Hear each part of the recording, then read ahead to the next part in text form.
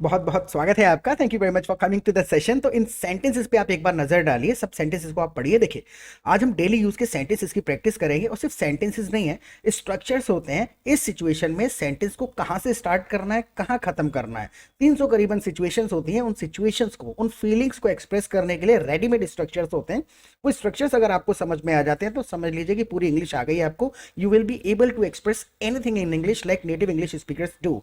Sentences का formation हमको पता होना चाहिए। ग्रामर से लगभग 10% इंग्लिश बनती है।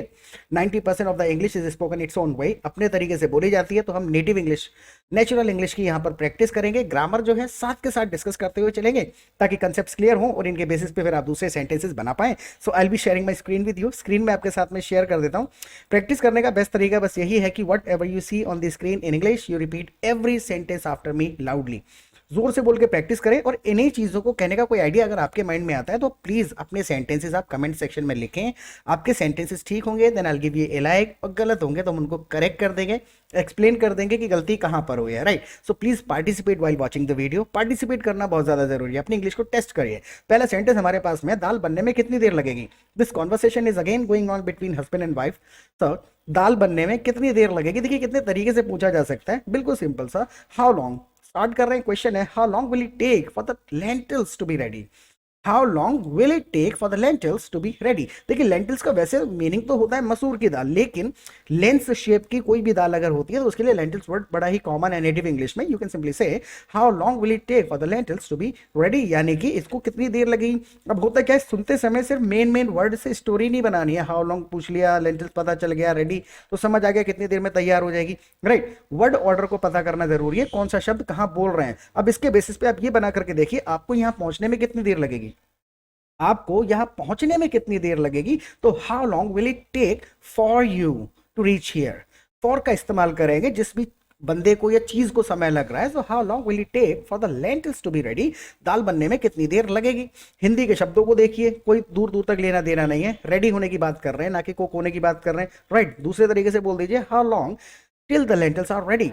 How long till the lentils are ready. ये एक बिल्कुल ही कैजुअल तरीके से सेंटेंस को बना दिया गया। जैसे कई बार कहते हैं ना कितनी देर और है, एक एक्सप्रेशन होता है कितनी देर और है, तो वो वाला एक्सप्रेशन है। हालांकि ये ग्रामेटिकली ठीक है, तो ये भी चीजें पता होनी चाहिए। तो कुछ ऑल्टरनेट्स हम साथ के साथ डिस्कस भी करते हुए चलेंगे। So how long till the lentils are ready, कितनी देर लगेगी तैयार होने में। Look at the next sentence, पेट में चूहे दौड़ रहे हैं। पूरे सेशन को आप देखिएगा, लॉजिक आपको समझ में आ जाएगा। How the English is spoken naturally. The session is not gonna be very long, it will hardly be 12 और 15 minutes maximum I believe. So please stay tuned. Okay, so पेट में चूहे दौड़ रहे हैं। अब यूजुअली क्या होता है, पेट में चूहे दौड़ रहे हैं। देखिए शब्दों को यूज नहीं करना, एक्सप्रेशंस को हमको सीखना है। आप सिंपल कह सकते हैं my stomach is growling, my stomach is growling. कई बार आपको जब भूख ज्यादा लगती है तो पेट में गुड़ गुड़ की आवाजें जो आती हैं, दैट इज ग्रॉलिंग। आप यहाँ अगर ये कह देंगे आई एम स्टार्विंग, पेट में चूहे दौड़ रहे हैं, तो थोड़ा सा ना वो अजीब सा एक सेंटेंस हो जाता है। तो हर फीलिंग के हिसाब से वर्ड होता है, एक्सप्रेशन होता है, सिचुएशन होती है, उसके हिसाब से सेंटेंस बनता है। राइट, लिटरल शब्दों का मीनिंग निकाल के सेंटेंस में फिट कर देंगे तो मीनिंग बदल जाएंगे और लगभग 10% इंग्लिश बन पाती है। Right, look at the next sentence. अभी थोड़ा टाइम लगेगा ना, वाइफ इज सेइंग, अभी थोड़ा टाइम लगेगा। बिल्कुल सिंपल, देखिए it will take some time. किसी भी चीज में सम अवस्था की बात बताई जा रही है, it will take some time, थोड़ा सा टाइम लग जाएगा। अगर आप सारे वर्ड्स को यूज करके बोले कि दाल बनने में टाइम लगेगा, तो बोल के देखिए वही चीज है, it will take some time for the lentils to be ready. Right, for का इस्तेमाल कर देंगे तो ये धीरे धीरे करके शब्द आगे पीछे करने आ जाएंगे। Look at the next sentence, तब तक कुछ और खा लो। अब वाइफ जो है एक सजेशन दे रही है कि कब, तब तक, जब तक दाल बन रही है तब तक कुछ और खा लो। तब तक के लिए टिल देन वगैरह यूज नहीं करेंगे। समझ में होना चाहिए कि क्या कहना चाह रहे हैं हम। देखिए हम ये कहना चाह रहे हैं mean while you can eat something else. Meanwhile, you can eat something else. else और लगा दो साथ में। else का मतलब है जब तक दाल नहीं बन रही है इसके अलावा कुछ और खा लो। तो meanwhile यहाँ पर हो जाएगा इस दौरान, जब तक दाल बन रही है। meanwhile you can eat something else, तब तक कुछ और खा लो। Now husband is saying कि अगर मैंने कुछ और खा लिया तो भूख मर जाएगी। अगर मैंने कुछ और खा लिया तो भूख मर जाएगी। तो होता क्या है, इस लहजे में सेंटेंसेस को नहीं बोलना है। फीलिंग आप समझ गए, फिर उस सिचुएशन के हिसाब से सेंटेंस किस तरीके से बनता है वो पता होना चाहिए हमको। देखिए कुछ और खा लिया तो भूख मर जाएगी। देखिए if I eat something else it will kill my hunger. If I eat something else it will kill my hunger. इसमें एक छोटा सा ग्रामेटिकल रूल है, पता है तो बोर मत होइएगा। देखिए दो सेंटेंसेस हैं। देखिए हिंदी में क्या है, अगर कुछ खा लिया तो भूख मर जाएगी। हिंदी में हम कुछ इन सेंटेंसेस में 2 बार फ्यूचर इंडिकेट करते हैं, कुछ खा लूंगा तो भूख मर जाएगी, गेटिंग माय पॉइंट। लेकिन इंग्लिश में अगर एक सेंटेंस में बोल रहे हैं तो पहले वाला न्यूट्रल हो जाता है, अगले में विल लगा देते हैं। So if I eat something else it will kill my hunger, मेरी भूख मर जाएगी। दूसरे तरीके से इसका मीनिंग बन रहा है भूख मार देगा, लेकिन कहने का तरीका यही है। या फिर सिचुएशन के हिसाब से बोलना शुरू करना है, ट्रांसलेशन नहीं करना है। आप ऐसे बोल दीजिए, if I eat something else I won't be able to eat the food then. If I eat something else, कुछ और खा लेता हूं, I won't be able to eat the food then, फिर मैं खाना नहीं खा पाऊंगा, राइट। तो ट्रांसलेशन को बिल्कुल ही छोड़ देना है, सिचुएशन समझिए, जो वर्ड्स आ रहे हैं उनको फिट करिए सेंटेंस के अंदर। मैसेज नहीं बदलना चाहिए, भले आप 4-5 सेंटेंसेस बदल गए, 4-5 सेंटेंसेस बोलो, लेकिन मैसेज नहीं बदलना चाहिए, right. Look at the next sentence, तो एक संतरा खा लो, तो एक संतरा खा लो, जैसे कि वाइफ का सजेशन है, जब तक दाल नहीं बन रही एक संतरा ही खा लो, राइट। तो एक्सप्रेशन हमको भरना है। सो grab N orange either, grab N orange either. देखिए ग्रैब होता है किसी भी चीज को कंज्यूम करना, कैजुअल वर्जन है। आप ऐसे कह सकते हैं ईट एन ऑरेंज, संतरा खा लो, तो वो एक लिटिल ट्रांसलेशन जैसा साउंड करेगा, grab N orange either. Either यहां पर पता है क्यों इस्तेमाल कर रहे हैं, यानी कि अगर कोई ऑप्शन नहीं है या तो संतरा ही खा लो, राइट। तो इधर ऐसी कंडीशन में लगा दिया जाता है जहां पर हम चॉइस की बात कर रहे होते हैं। तो ग्रैब एन ऑरेंज ईदर, एक संतरा ही खा लो, right. Look at the next sentence, संतरा खा लिया तो ठंड हो जाएगी। अगर मैंने संतरा खा लिया तो ठंड हो जाएगी, लिटरल ट्रांसलेशन मत करिए, आप फीलिंग बताइए अपनी। इससे पहले अगर आप हमारे चैनल पे पहली बार आए हैं तो प्लीज़ चैनल को सब्सक्राइब जरूर कर लीजिएगा, और अगर आपने सब्सक्राइब कर रखा है तो नोटिफिकेशन बेल आइकन को जरूर दबा दीजिएगा, क्योंकि रोजाना लगभग हम एक वीडियो अपलोड करते हैं अपने चैनल पे। तो जैसे ही हमारा वीडियो अपलोड होगा आपको नोटिफिकेशन मिल जाया करेगा, आप कोई वीडियो मिस नहीं करेंगे। और 1 मिनट और लूंगा आपका, प्लीज़ स्किप मत करिएगा। आप हमारी लाइव क्लासेस भी अटेंड कर सकते हैं। देखिए लाइव क्लासेस के 2 फायदे होंगे। सबसे पहले तो हम आपको अपने कम्युनिटी में, अपने ग्रुप में ऐड कर लेंगे, जहाँ पे आप दूसरे पार्टिसिपेंट्स के साथ प्रैक्टिस कर पाएंगे रियल सिचुएशन में। ट्रांसलेशन देखिए, अगर हम अकेले प्रैक्टिस करते हैं तो प्रॉब्लम कहाँ आती है, हम हिंदी का सेंटेंस सोचते हैं, उसका ट्रांसलेशन बनाते हैं, पता भी नहीं चल पाता है कि सही है या गलत है।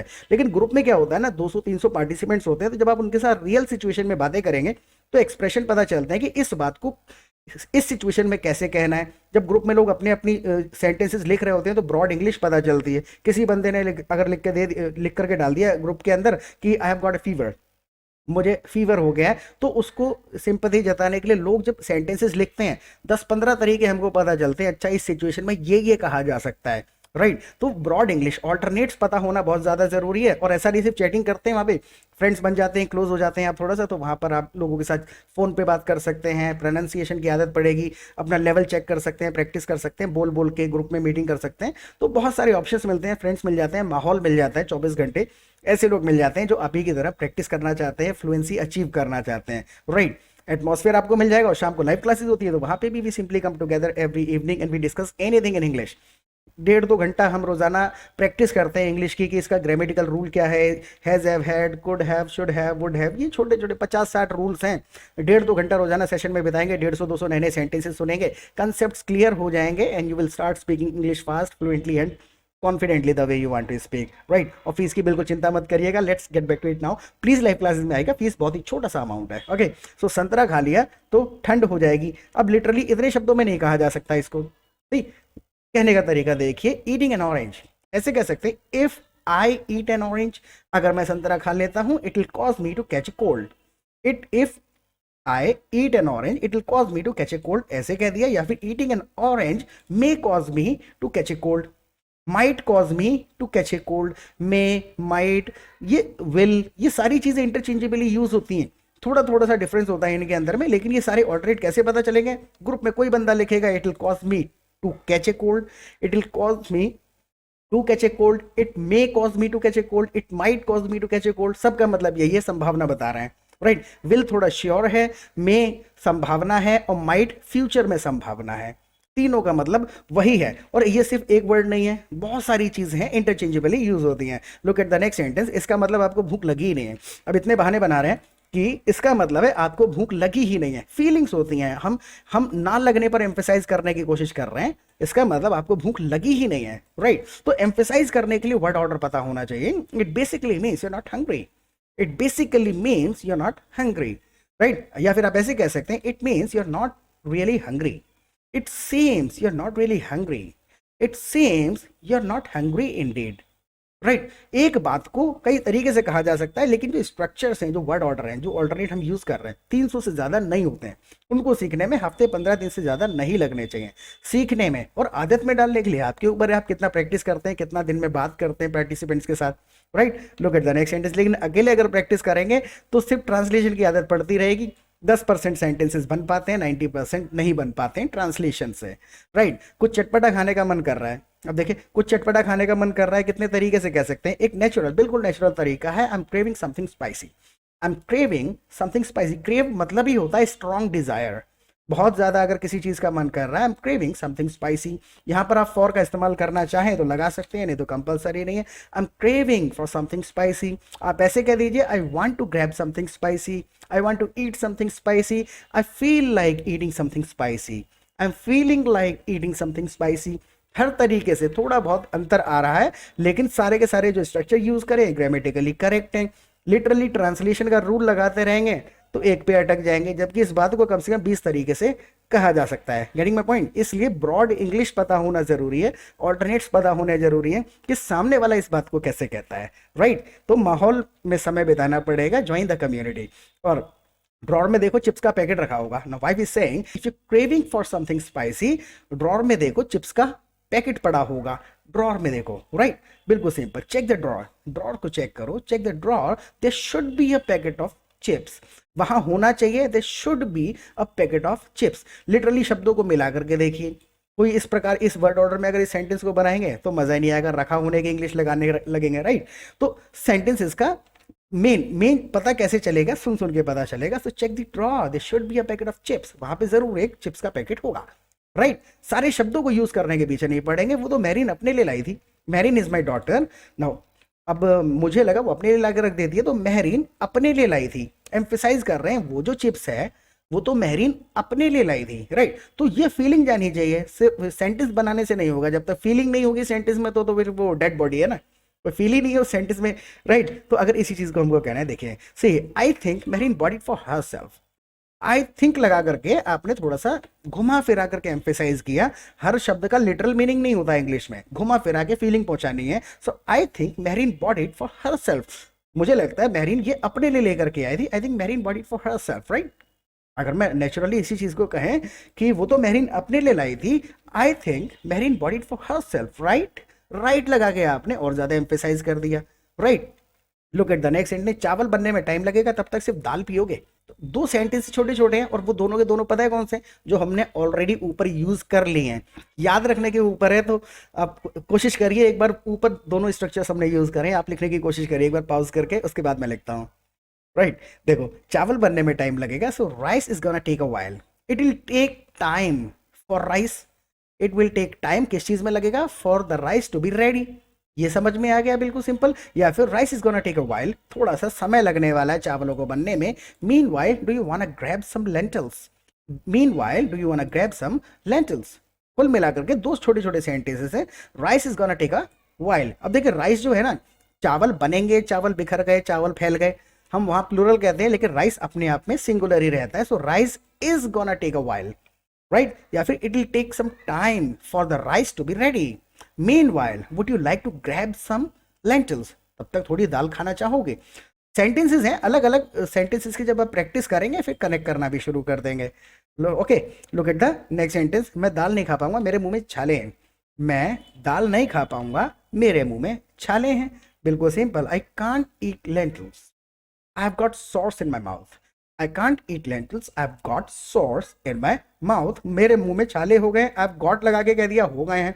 आई have sores in my mouth, इसका मतलब भी वही है। तो कोई कहेगा आई have got sores in my mouth, कोई कहता है आई have sores in my mouth. तो कंफ्यूज नहीं होना होता, पता चल जाएगा कि हाँ भैया दोनों का मतलब वही है। गेट गॉट कहाँ लगाते हैं, जहां पर हम एम्फेसाइज कर रहे होते हैं पोजीशन एक्वायर करने की अवस्था पर, कि ये अचानक हुआ है, पहले नहीं था। So I have got sores in my mouth हो गए। Right I have sores in my mouth, मैं लॉन्गर टर्म बता रहा हूँ, हो रखे हैं। बस ये छोटी छोटी चीजें, एक्सप्रेशन, फीलिंग्स को एक्सप्रेस करना आ जाएगा जब आप रियल सिचुएशन में बात करेंगे। Look at the last sentence. I think this is the last one. बच्चों को स्कूल से ले आओ तब तक खाना बन जाएगा। जाओ बच्चों को स्कूल से ले आओ तब तक खाना बन जाएगा। दो छोटे छोटे सेंटेंसेस हैं, पता होना चाहिए बस। Go pick up the kids from school, go pick up the kids from school. देखिए ये गो के बाद हमने टू क्यों नहीं लगाया है, गो अपने आप में एक सेंटेंस भी समझ लीजिए, जाओ, आपने ऑर्डर दे दिया go pick up the kids from school, यहां पर आप टू और जोड़ दो, go to pick up the kids from school, तो और क्लियर हो गया। तो ये जबरदस्ती के प्रेपोजिशन, ये ग्रामर वगैरह धीरे धीरे हटती जाएगी, नेचुरल बनते चले जाएंगे sentences. So go pick up the kids from school, by then the food will be ready, तब तक खाना तैयार हो जाएगा। बाय देन का मतलब होता है तब तक, उस समय तक। So go pick up the kids from school, by then the food will be ready, तब तक खाना तैयार हो जाएगा। राइट, सो इस सेशन के बारे में प्लीज फीडबैक दीजिएगा, प्रैक्टिस करते रहें, फिर मिलेंगे एक नए सेशन के साथ। Till then bye.